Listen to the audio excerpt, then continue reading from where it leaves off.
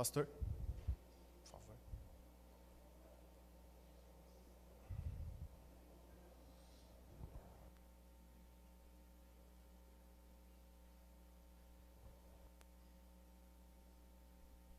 Está orando pela vida do nosso pastor, que estará ministrando a palavra do Senhor para nós. Pai, aqui está o teu filho, o teu servo, que estará ministrando a tua palavra aos nossos corações. Deus, que venhamos ouvir não somente aquilo que queremos, Pai, mas principalmente aquilo que precisamos ouvir. Em o nome de Jesus. Amém.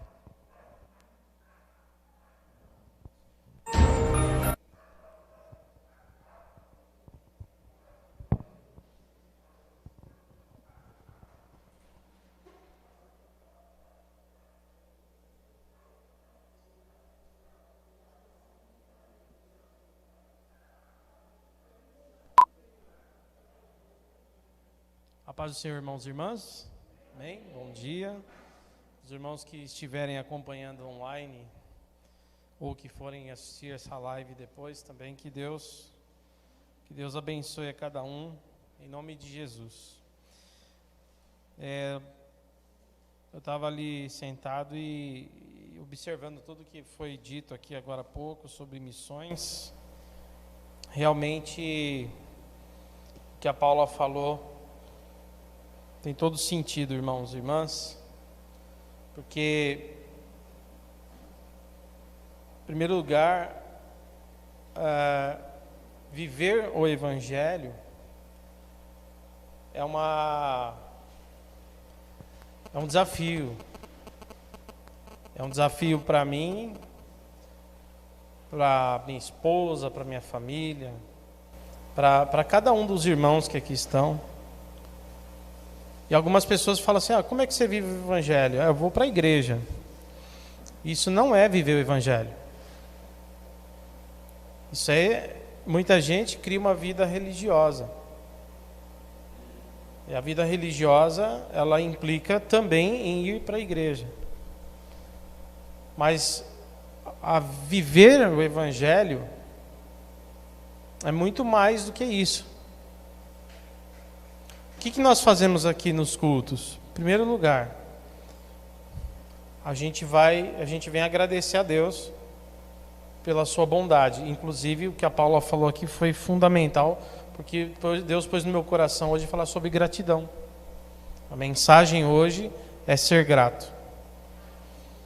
E ela falou isso aqui, eu falei, que bênção, Senhor. Está no mesmo espírito, sermos gratos. Mas a gente vem aqui à igreja fazer o quê? A gente vem agradecer, a gente vem fazer um culto coletivo, porque uma das características da igreja é fazer um culto coletivo, porque não existe igreja de uma pessoa só. Igreja, a palavra eclesia, significa assembleia, reunião. O próprio nome, ele dá um sentido de coletividade. Então, a igreja unida, ela demonstra que ela é o corpo de Jesus. Aliás, Paulo, ele usa essa metáfora, né? Ele chama a igreja de corpo de Jesus, onde é formada por muitos membros, onde a cabeça desse corpo é o próprio Cristo, ou seja, a cabeça que dá direção e o corpo atua. Então, cada membro bem ligado, bem ajustado, um com o outro, faz a diferença. Então a gente tem esse culto coletivo, que é a expressão de uma igreja que foi salva por Jesus e que agradece a Deus e que louva a Deus num culto coletivo. Mas fora isso, você tem também o seu momento individual, que não pode ser negligenciado, que é aquele momento que Jesus fala lá no Evangelho de Mateus. Ele diz isso, né? Ele fala, olha, você entra no teu quarto, fecha a porta do teu quarto. O quarto que ele fala não quer dizer que precisa ser quarto, né, irmãos? Ele fala num lugar que você esteja só você e Deus. Isso não pode ser negligenciado. Porque aí, aqui é o culto coletivo, a oração coletiva, mas no teu dia a dia você tem que ter a intimidade com Deus, no seu particular, que nós chamamos de devocional, né? Aquele momento onde você abre o coração para o Senhor, fala com Ele sobre o seu pecado, sobre sua falha, fala com Ele, para Ele o quanto você precisa dEle, você abre o coração para o Senhor, você intercede, você conta os seus problemas, você bate um papo com Deus assim, e ali você pode ser renovado pela presença do Senhor, fortalecido. Então isso não pode ser negligenciado, e isso não acontece dentro da igreja. A porta do quarto não é aqui, não tem porta do quarto num púlpito, porta do quarto é na tua casa. Entende? Outra coisa, viver o Evangelho é tudo isso que eu estou falando. Viver o Evangelho é o desafio de sair do culto e continuar sendo crente. O desafio do viver o Evangelho é lá fora. Jesus disse: vocês não são a luz da igreja, vocês são a luz do mundo. Vocês não são o sal da igreja, vocês são, igreja, o sal da terra. A terra é lá fora. Viver o Evangelho é pensar no que Jesus disse: quando te der uma bofetada numa face, oferece a outra. Normalmente isso não acontece aqui dentro, acontece muito lá fora. Viver o Evangelho não é andar uma milha se te pedirem, mas se te forçarem a andar uma milha, andar 2. E isso não é aqui dentro, uma milha não se anda aqui dentro, 1 milha, 2 milhas se anda lá fora. Evangelho é dividir o pão, é fazer o que Jesus... Eu não consigo separar o Evangelho, irmão, pregação de ação, desculpa. Para mim o Evangelho é todo, o Evangelho é completo. Por que o Evangelho é completo? Porque Jesus veio, pregou, Jesus veio, ensinou, mas Jesus também multiplicou o pão e alimentou o faminto. Jesus também curou doente, enfermo, visitou casas de viúva. Jesus, ele fez obra completa e ainda morreu por nós numa cruz. Evangelho é tudo. Jesus disse: olha, se você visitar alguém que está enfermo, visitastes a mim. Se você levar uma roupa àquele que está passando frio, você fez isso a mim. Se você visitar alguém preso, você visitou a mim. Porque isso é o Evangelho. O Evangelho é você ser uma resposta aonde quer que seja que precisem. É o pão que chega ao faminto, é o cobertor que chega ao que está com frio, é a expressão de um Deus que ama e que não abandona a sua criatura. Evangelho é tudo, irmão. E o desafio de viver o Evangelho é esse. É ser como aquele samaritano que passou pelo caminho, como diz o Evangelho de Lucas, o samaritano que olhou para o que estava no chão. Isso é Evangelho segundo Jesus. Não teve pregação nenhuma, mas teve ato de amor. Não teve uma palavra sequer, mas a atitude demonstra o amor de Deus. Eu posso ficar aqui falando para vocês: eu amo vocês porque Deus diz que devemos amar, porque está escrito que Deus ama, está escrito que Deus é amor, mas eu não posso demonstrar amor nenhum. Enquanto alguém lá fora pode não abrir a boca para nada, mas ao sair dali ver alguém deitado no chão com frio, ir lá, tirar a própria blusa e dar para a pessoa, pegar um pouco de pão e dar para quem está com fome, sem abrir a boca, ele está vivendo o amor de Deus.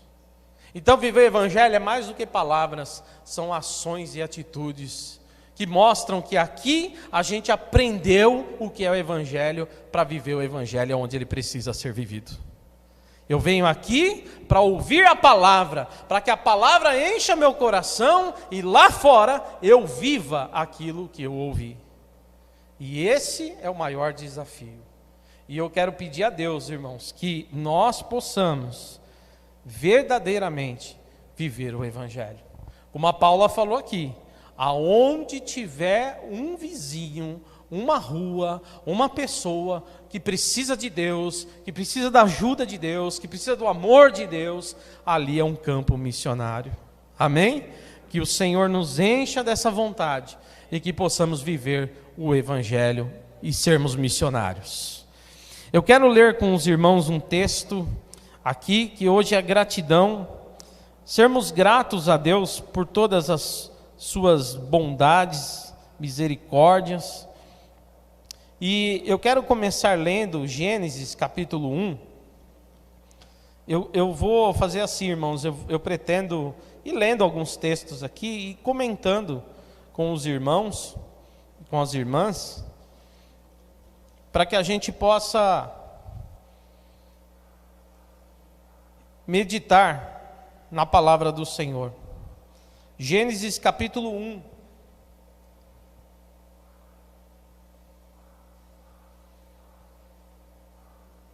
E o versículo que nós vamos ver aqui é o versículo 14. Se os irmãos puderem pôr na tela, isso, já está ali, ó, olha que bênção. E aí depois a gente vai continuar em Gênesis 1 ainda, amém? Vamos ser gratos. E esse é um outro desafio para nós. Ser grato, irmão. Como é fácil a gente se esquecer do que Deus fez. Como é fácil a gente esquecer da bondade de Deus. É muito fácil.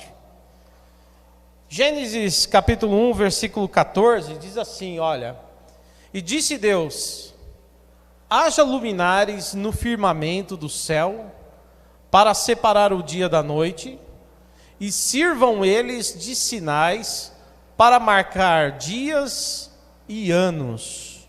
Algumas traduções colocam como, para colocar também, separar as estações, né? Inverno,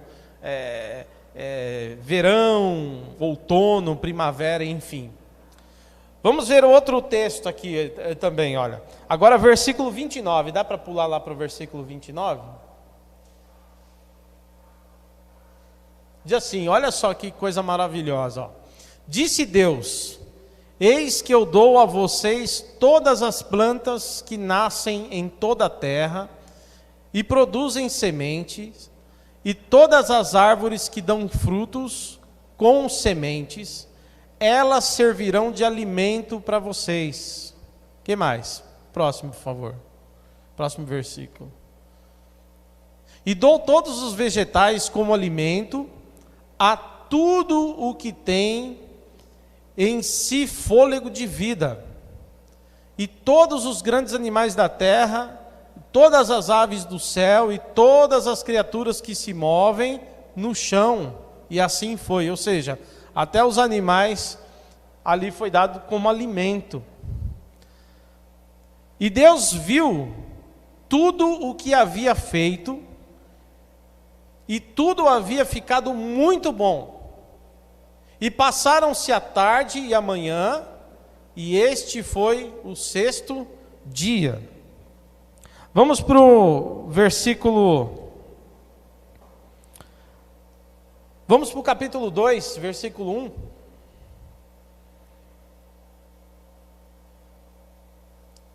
E assim foram concluídos o céu e a terra e tudo o que neles há. Próximo, por favor. No sétimo dia, Deus já havia concluído a obra que realizara, e nesse dia descansou.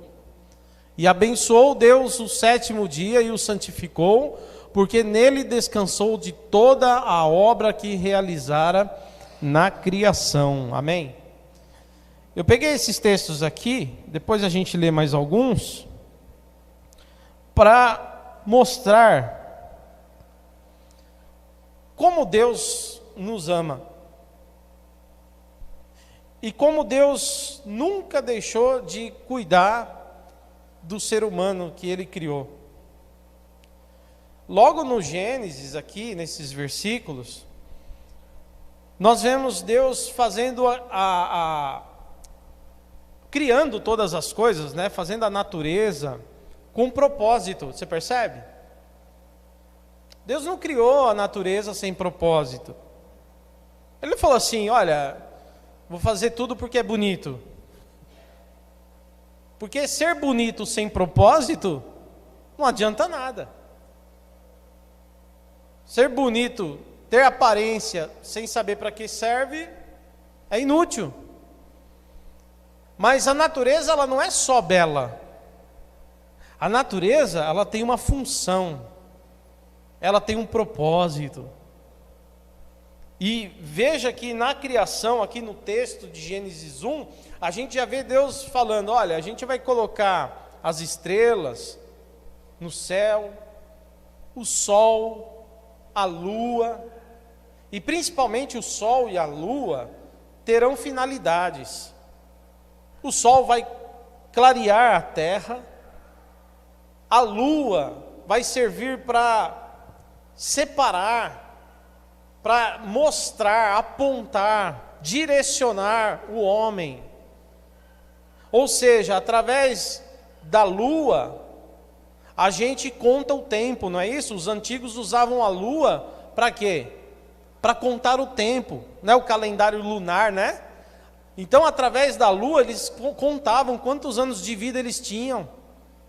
Senão eles não teriam uma referência. Então Deus faz a lua não só para ser um satélite natural, como a ciência diz que é, não só para ela enfeitar o céu, como faz. Às vezes a gente vê uma lua cheia, lua bonita, né? Às vezes a gente olha e fala, nossa, como a lua está bonita hoje, não é verdade? Dependendo da estação, cada época, cada estação, a lua tem ali sua forma, o seu jeito. Mas olhando para o céu, veja bem, os homens desde a antiguidade aprendiam a seguir o tempo olhando para o céu, como sinal de tempo, épocas, estações, contando meses, dias e anos, irmãos. Por quê? Porque Deus estava já dizendo, não deixarei o homem sem direção. Quantos povos usaram, por exemplo, o sol para desenvolver meios de ver as horas? Hoje nós temos aí o celular, relógio digital, temos relógio de pulso, né? Mas lá na antiguidade, quando os homens aprenderam a se direcionar pelo sol, não é verdade? Olhavam ali pela sombra, eles viam a hora, conseguiam ver, agora é meio-dia, né? Olhava para o céu, via o sol, são 3 da tarde, certinho, né, irmãos? Eu lembro que tem uma história que alguém estava perdido no interior e chegou para um fazendeiro e falou assim, que hora será? Ele perdeu, o homem é da cidade, né? Perdeu o relógio, não sabia onde estava, que hora que era, e chegou numa fazenda assim, tinha um senhor trabalhando, e aí ele chegou no senhor e falou, nossa, eu estou totalmente perdido, perdi noção do tempo, porque ele é da cidade, né? Ele não está acostumado com a natureza. E aí perguntou para o homem do campo, o senhor tem relógio aí? O senhor saberia me dizer que horas são? Daí o homem olhou para ele assim e cuspiu, né? Aquele jeito do interior, né? Cuspiu assim, olhou para o céu e falou assim, são 3 horas, 3h15. Ele falou, eita, que negócio é esse? E era 3h15 mesmo. Ou seja, o pessoal aprendeu a olhar para o céu, ver a posição. Por quê? Porque Deus fez tudo com finalidade. E é interessante que estas coisas servem os homens. Você vê que a natureza, ela de certa forma serve a gente. Você percebe? Inclusive, os homens, por não entenderem isso, começaram, por causa do pecado, depois de Gênesis 3, entra o pecado no mundo, ao invés de ver a criação de Deus como algo que estava a serviço do ser humano, passaram a servir a natureza, e disseram que a lua é um Deus, disseram que o sol é um Deus, disseram que a chuva é um Deus, e não é, irmãos. Na verdade, estas coisas foram feitas pelo único Deus para servir os homens, para que os homens enxergassem a bondade de Deus e fossem gratos a Deus. E olha como o pecado afasta a gente, o pecado endurece o coração da gente, o pecado faz com que a gente não enxergue as coisas que Deus faz para a gente, o pecado cega a gente. Quando o pecado entra no nosso coração, ou a gente permite, quando eu digo pecado no sentido geral, parece que quando a gente fala de pecado, a gente está falando lá só de um adultério ou de algo assim. Não, eu estou falando de pecados, aquelas pequenas raposinhas que entram pelas brechas das nossas vidas e tapam a nossa visão. que nos afasta da comunhão. Às vezes, um culto animado que vai ter, uma simples briga antes de vir para a igreja, já tira a tua alegria do culto. Eu estou falando de coisas pequenas, que às vezes nos impede de ver a majestade e a grandeza do Senhor. E o homem foi ficando cego, que ao invés de ver um Deus que fez tudo para ele, começou a atribuir glória àquelas coisas, porque a sua visão foi cegada. Sua visão foi tapada pelo pecado, pela dureza do coração. E ao invés de ser grato a Deus, os homens criaram para si deuses e começaram a agradecer a esses deuses. A gente vê os profetas Isaías, Jeremias falando contra a idolatria lá na frente. E inclusive chega um momento que o profeta Isaías principalmente vai dizer que o homem pegou uma árvore que é criação de Deus, e da madeira da árvore esculpiu para si um Deus, se prostrou diante daquela madeira e disse: ó Deus, tu és o meu Deus, disse para a madeira, te agradeço pelo alimento que como. Isso é nada mais nada menos que esquecer de quem é Deus e deixar de ser grato a Ele. Mas nós louvamos ao Senhor porque hoje de manhã estamos falando justamente sobre isso. Quem é o nosso Deus e a quem nós devemos ser gratos. Depois você vê que no mesmo texto ele diz: olha, eu vou colocar você na terra. Primeiro eu vou colocar os luminares que servirão para direcioná-los. Porque Deus não quer ver ninguém sem direção, sabia? Deus detesta ver gente perdida, desorientada, sem saber para onde vai. Que o Espírito Santo nos oriente, amém? Que o Senhor coloque: olha, eu quero mostrar exatamente qual é o propósito da sua vida, porque assim como Ele deu o propósito ao sol, assim como Ele deu o propósito à lua e a toda a natureza, Ele também deu um propósito a cada um de nós. E aí é interessante que Ele diz: não somente darei direção aos homens, para saber que horas são, que mês que é, quantos anos eles têm de vida, para administrar o tempo, mas também colocarei eles num lugar para que eles possam se alimentar. E aí a gente leu aqui no texto que Ele deu vegetação, frutos, para que o ser humano se alimentasse, para que o ser humano comesse e ficasse satisfeito. Os animais também foram dados. E é interessante, meus irmãos, que eu não quero entrar aqui em questões teológicas para discutir os bastidores polêmicos da criação. Quantos dias foram exatamente? Foram etapas. A ciência diz que a Terra tem bilhões de anos. Quando é que Adão e Eva foi feito exatamente? Adão e Eva eram realmente uma pessoa ou eram apenas uma expressão simbólica de que Deus criou a humanidade, homem e mulher? Eu não quero entrar nessas discussões. Não é o propósito nosso aqui. Deixa isso para a academia.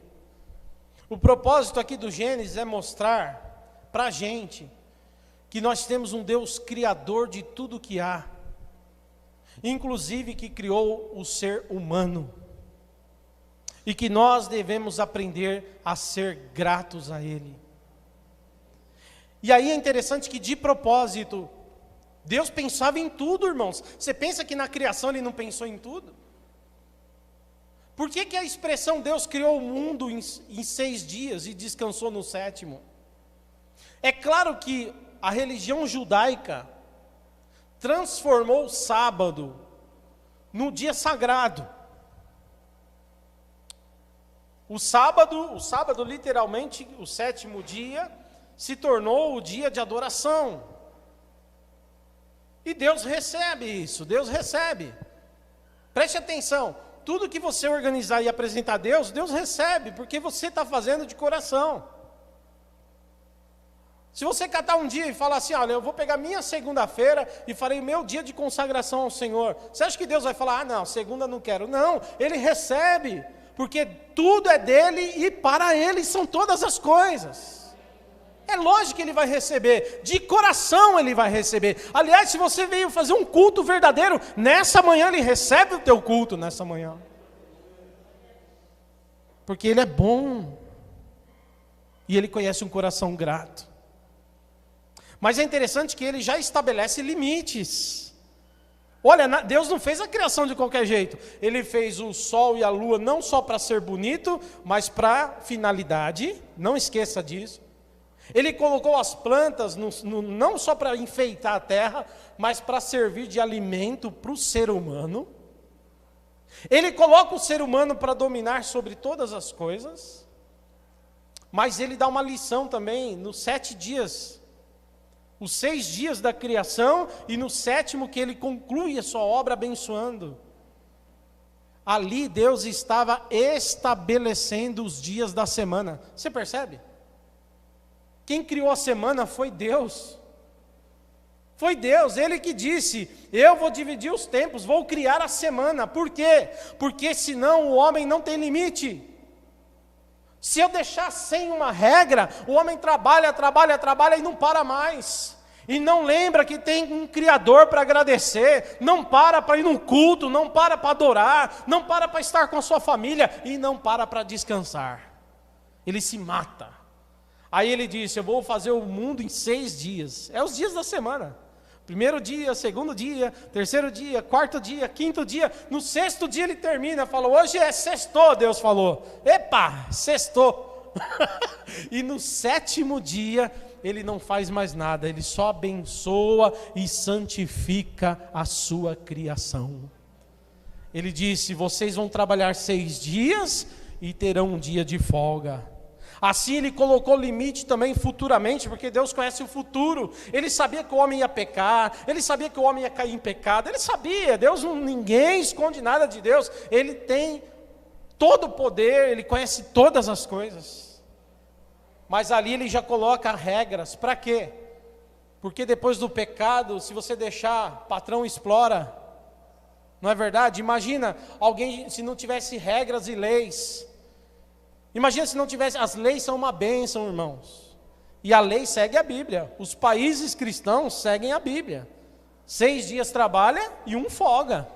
E aí a gente ainda tem uns casos que ainda folga 2, né? Sábado, domingo ainda pega um dia extra ainda. Mas a regra é essa, você não vai trabalhar 7 dias direto não. Você vai trabalhar 6 e vai folgar 1. E vai folgar 1. Ah, pastor, e se faltar? Não vai faltar, porque aquele que criou todas as coisas é perfeito.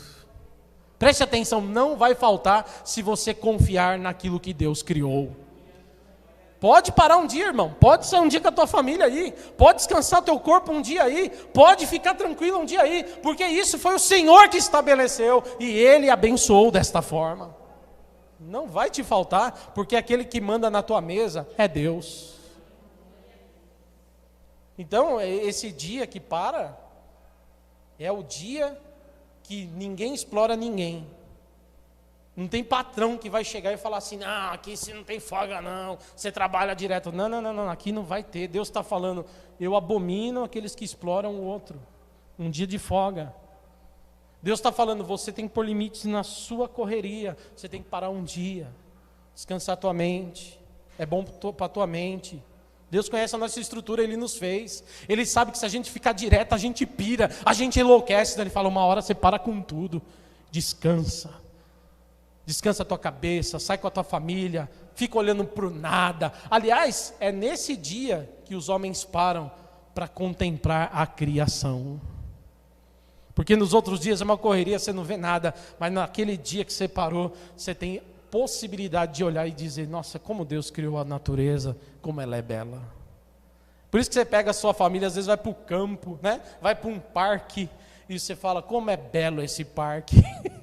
Porque ali você vê as coisas que Deus criou, e o homem cuida, faz jardinagem, deixa tudo bonito, porque você teve um dia para parar.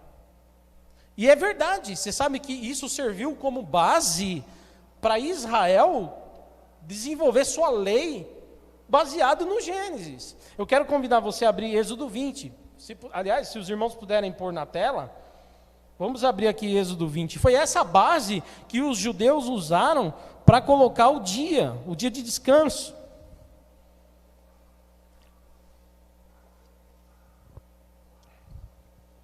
Olha lá o que está escrito, Êxodo 20, versículo 9.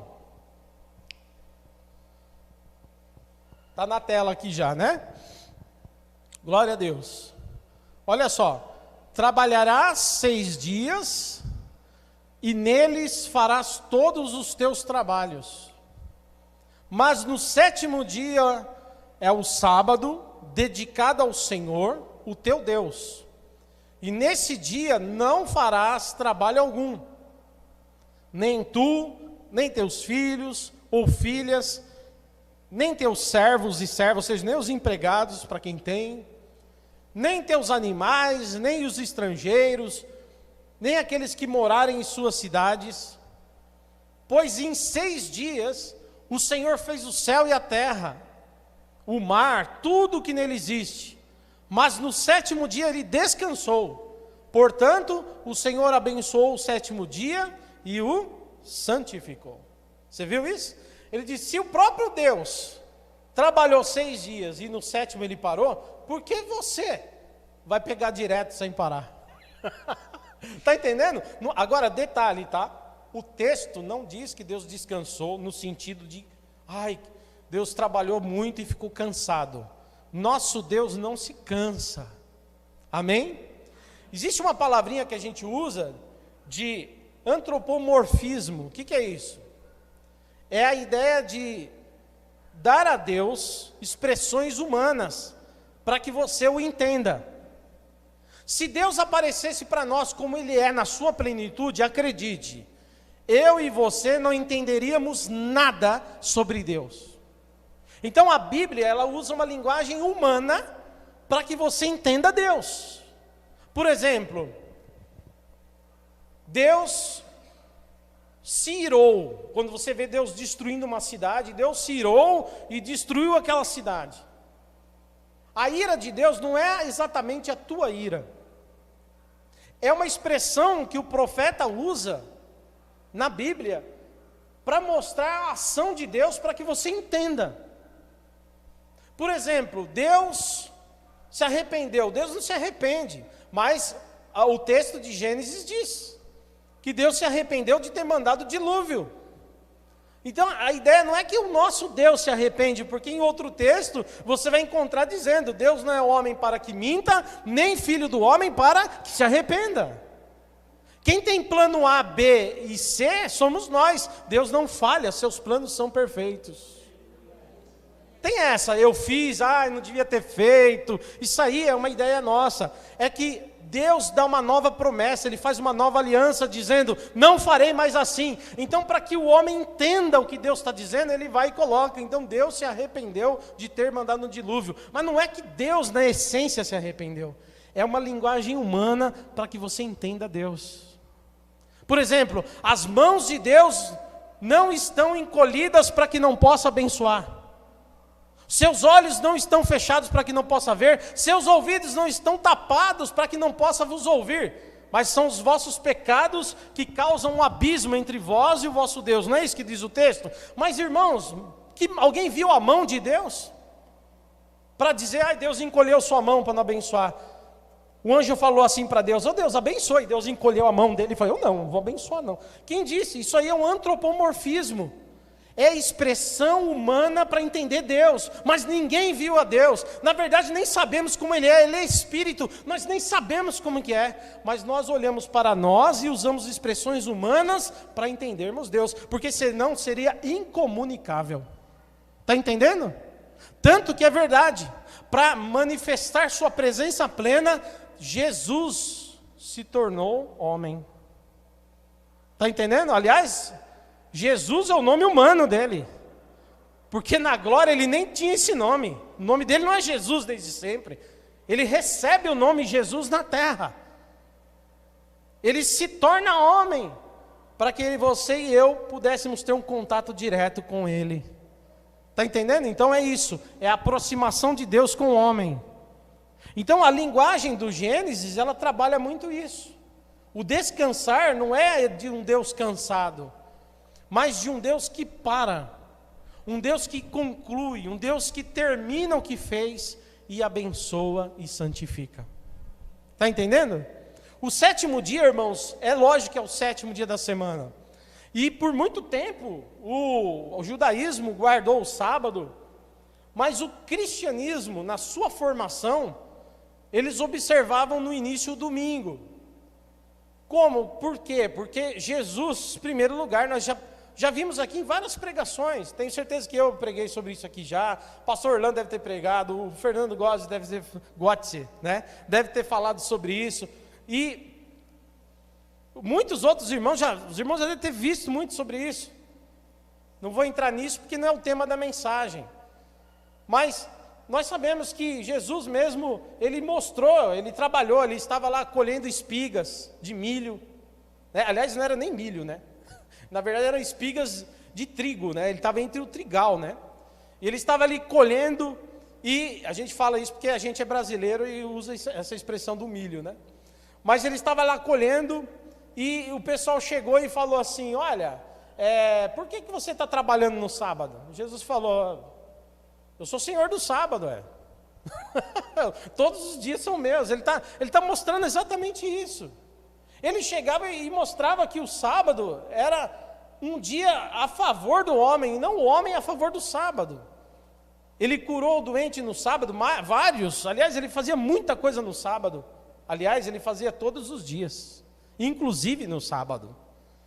Mandava o paralítico: pega a tua cama, levanta e anda, leva a sua cama. Ou seja, Jesus está dizendo o seguinte: olha, não façam disso aqui algo para dirigir vocês, mas saibam que o dia que vocês escolherem para santificar ao Senhor, aquele dia será santo. Está entendendo? Não o sábado em si, mas um dia específico que você fala: hoje é o dia que eu não faço nada, é o dia que eu me consagro ao Senhor, é o dia que eu descanso com a minha família, é o dia que eu paro para descansar e ficar em sintonia com Deus. É aquele dia que Deus está recebendo, qualquer dia. E aí Jesus vem e ressuscita no domingo. E aí os cristãos passam então a fazer os cultos aos domingos. Por quê? Porque é o dia que o Senhor ressuscitou. Todas as vezes, aliás, que a gente vem um domingo, a gente lembra que a gente só está aqui num domingo de manhã, porque foi nesse dia que Jesus voltou dos mortos, aleluia. Foi nesse dia que ele disse: estou convosco, estarei convosco todos os dias, até a consumação dos séculos. Então o cristão passou a cultuar nos domingos. Agora, essa regra não quer dizer que seja domingo também. Quer dizer que você precisa trabalhar 6 dias e folgar um. Não interessa se você... hoje em dia, né? Você trabalha às vezes até de domingo. E quem que vai pagar as contas, né, irmão? Alguém tem que pagar a conta. Mas você sabe que dia é seu dia de folga. Trabalhei no domingo, mas segunda é folga. Pega a sua folga, tira um dia para adorar a Deus. Tira, aliás, um momento para adorar a Deus na sua folga. Depois vai lá, pega a família, descansa com a família, passeia com a família. Sei lá, janta com a família, se for o caso. Mas pega aquele dia e descanse e glorifique a Deus. Amém?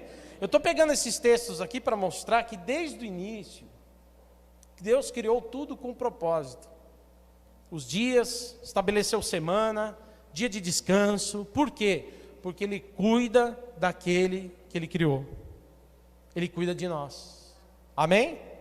Agora eu quero ir para um outro texto agora, que fala muito sobre essa questão, e eu acho isso maravilhoso para nós, que está no Salmo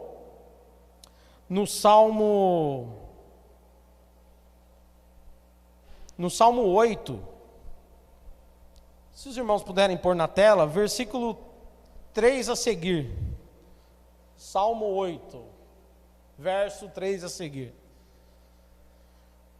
Olha só o que o salmista, é um salmo de Davi, tá, irmãos?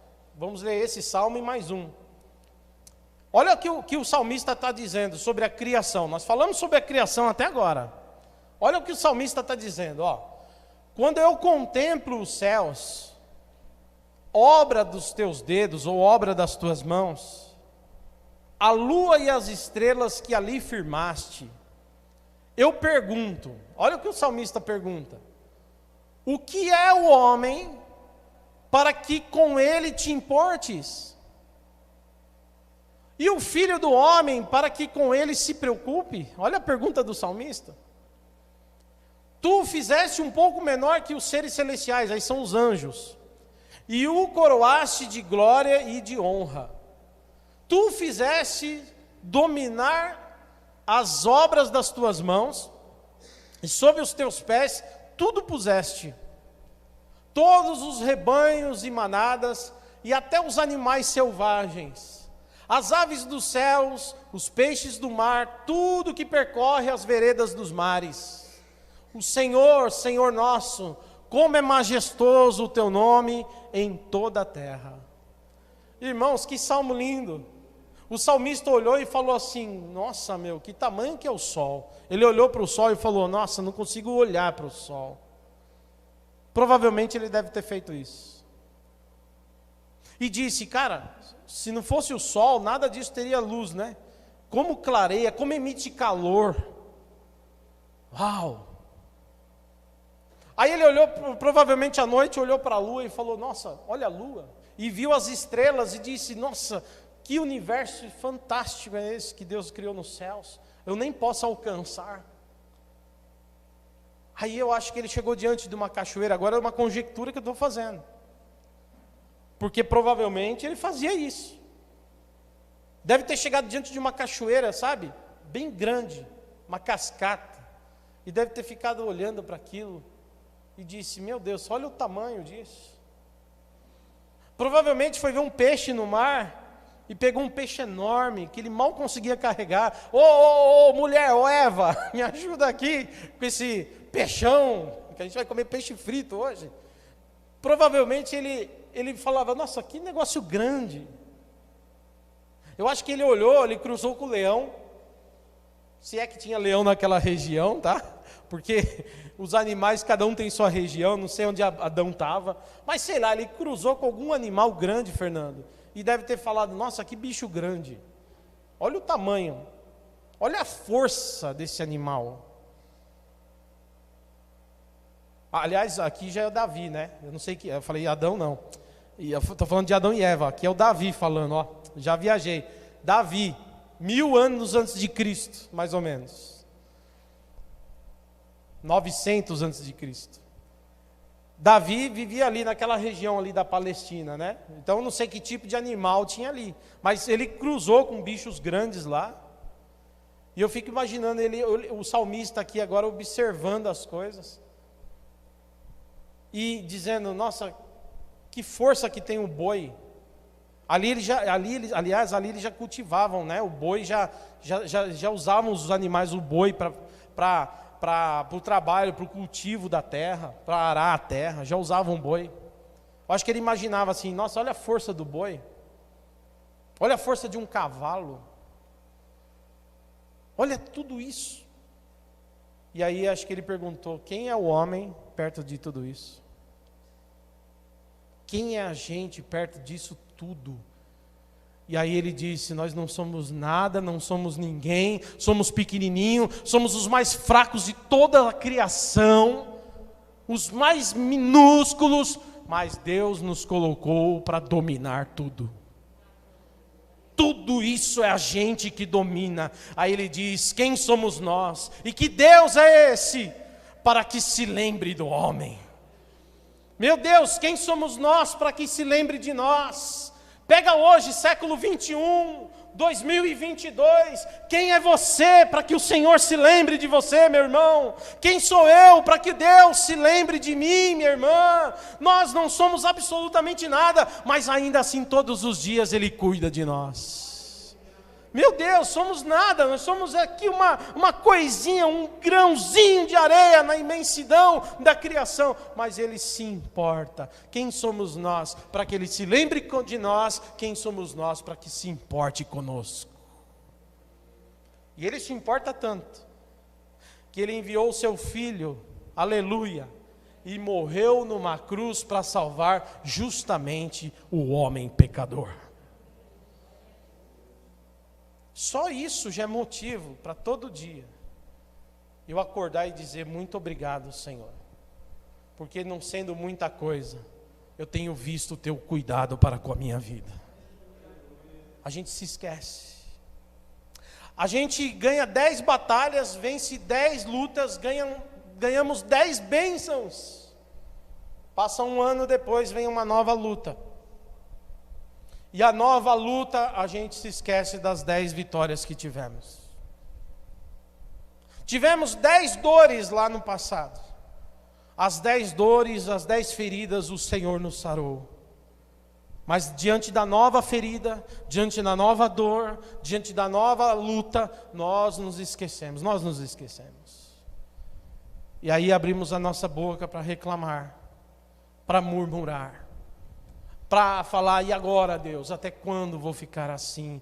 Nos esquecendo de tudo o que Ele já fez por nós.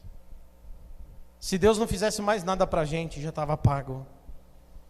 Você sabia? Se você olhar para trás, quantos livramentos Ele te deu.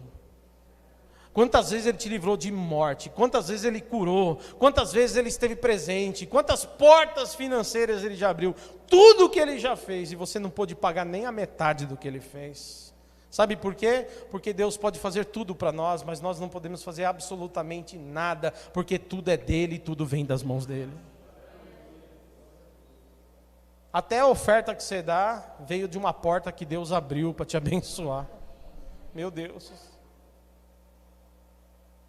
O salmista fala isso, né? Tudo que te damos, na verdade, te damos daquilo que recebemos das tuas mãos, Senhor. E é interessante porque o Salmo 103, o Davi vai nos lembrar disso. Salmo 103, eu vou pedir para os irmãos abrirem, por favor. Estou indo para o fim dessa reflexão bíblica. Versículo 1 e 2 só, nós vamos ver. E esse salmo é muito interessante, porque ele começa com uma reflexão interior. Ele não está falando para os outros, igual eu estou falando para os irmãos aqui. Eu estou falando para um público. Eu estou falando para gente que vai ver na internet, ou esteja vendo agora, ou veja depois, talvez. Mas aqui o salmista escreve falando para si mesmo. Ele não está falando com outra pessoa. Você entende isso? Ele está falando com ele mesmo. Ele diz assim: bendiga o Senhor, ó minha alma. Não é para o outro, é para ele mesmo. Bendiga ao Senhor a minha alma, bendiga o Senhor de todo o meu ser. Aleluia. Olha o próximo versículo. Bendiga o Senhor a minha alma. E o quê? Não esqueça de nenhuma das suas bênçãos. Irmãos, às vezes é fácil a gente chegar para as pessoas e aconselhá-las. E dizer para elas, fica firme, na sua luta Deus vai te ajudar, não esquece do que Deus já tem feito. É fácil às vezes falar para o outro, mas o exercício que o salmista faz aqui é trazer para dentro de si mesmo essa reflexão. É eu e você todos os dias olharmos para nós mesmos e dizermos para nós mesmos: bendiga a minha alma ao Senhor. É dizer, será que eu já adorei Deus hoje? Será que eu glorifiquei a Deus hoje já? Será que hoje eu já tive um momento com meu Deus? Ó, minha alma, bendiga ao Senhor. Não é o outro, não é o meu vizinho, não. Essa palavra que você está ouvindo, por exemplo, não é para o irmão, para outro. Eu estou pregando para mim mesmo. A minha alma precisa de Deus. Bendize a minha alma, ó Senhor. E aí ele diz, e não te esqueças das bênçãos que Ele já tem feito.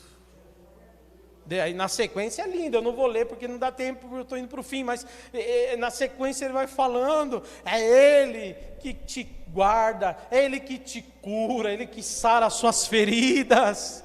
Ele vai dizendo essas coisas, é Ele que perdoa os seus pecados, é Ele que afasta de você, a sua alma, as suas iniquidades, é Ele que te coroa de bens. Meu Deus, que a gente possa começar a agradecer a Deus. Eu comecei lá falando de Gênesis, mostrando que Deus fez tudo, aleluia, para que você e eu pudéssemos ver como desde a criação Ele é bom conosco. Desde a criação, o sol com propósito, a lua com propósito, a alimentação com propósito. Desde o começo, os 7 dias da criação, estabelecendo a semana para dar um dia de descanso para nós, com propósito. E aí Ele manda Jesus, salva os perdidos pecadores, com propósito. Ele salva a gente da perdição eterna e diz: o bem maior está por vir. Porque quando vocês partirem desta terra, vocês habitarão comigo na eternidade para todos sempre. Aleluia. Esse é o Deus que cuida, meus irmãos e minhas irmãs. É o Deus que ampara, é o Deus que ama, é o Deus que não abandona jamais. E eu não vou ler o texto, mas Lucas capítulo 17, versículo 15 ao 18, tem um texto que eu acho muito interessante quando Jesus fala sobre gratidão, que é quando Ele cura os 10 leprosos. Lembra desse texto? Tinha 10 leprosos, e eles dizem: Senhor, cura-nos, tem misericórdia de nós. E aí Ele diz: vai e se apresentem ao sacerdote. Porque era costume de que uma pessoa curada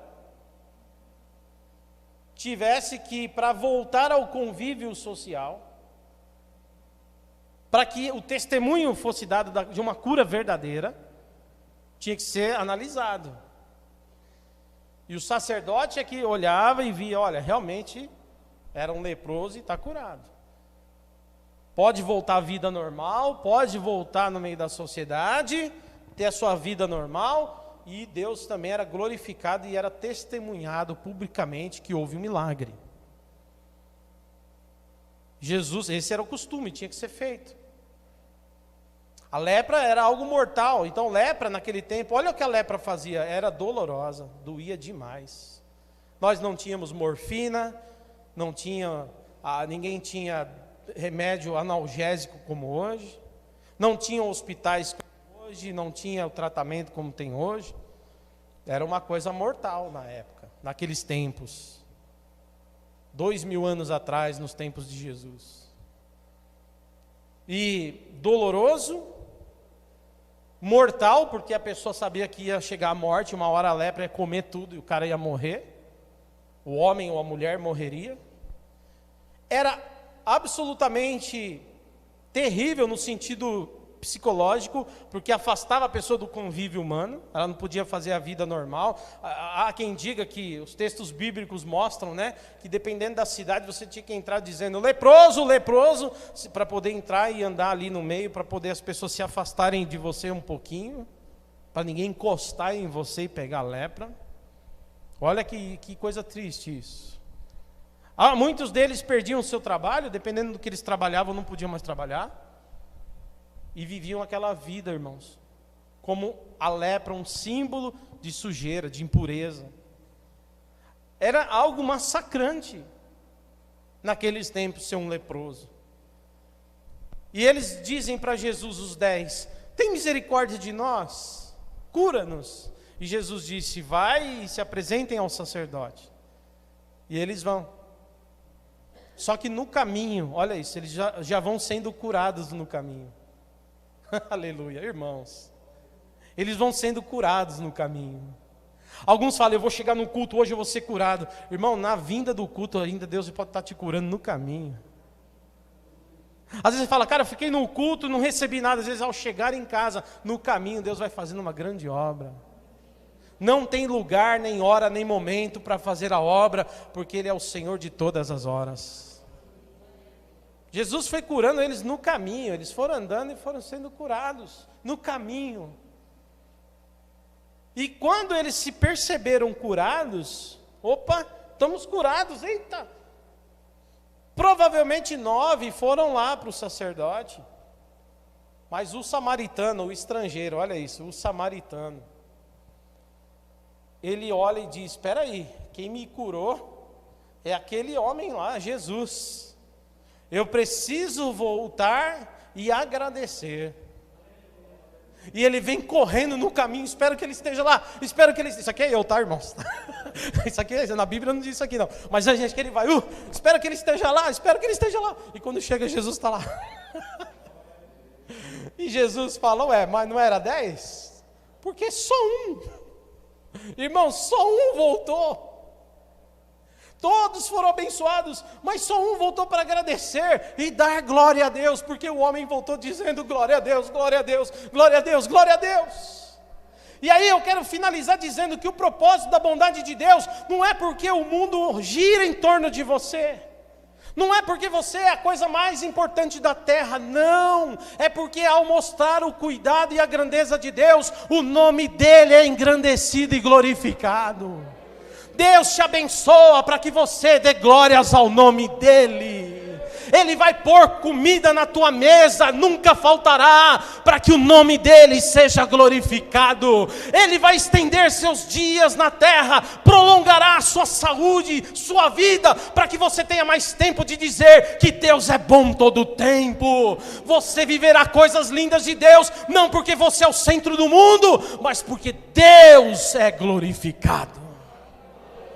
Os leprosos não voltaram dizendo somos importantes, mas o leproso curado voltou dizendo glórias a Deus.